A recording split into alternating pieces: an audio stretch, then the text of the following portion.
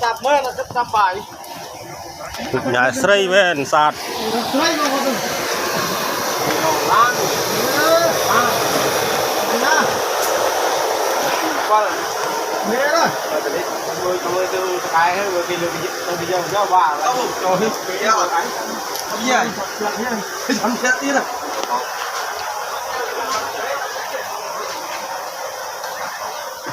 còn là 80 củ rồi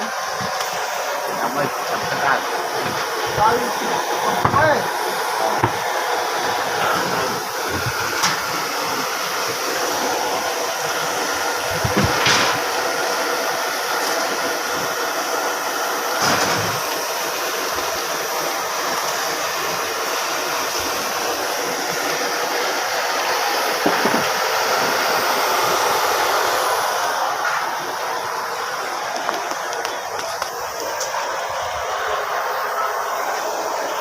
cái nó bây giờ vậy nó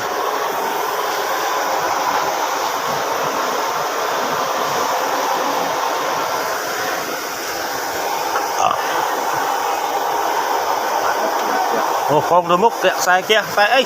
chậm chữ ăn chậm mau còn chữ ăn thế nhìn đây chữ ăn chậm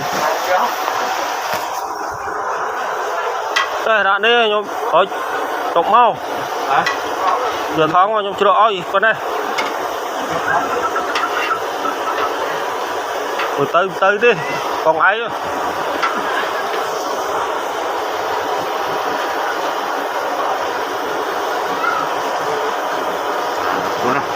đây một ông lên còn mau tới kia tới anh đúng không ạ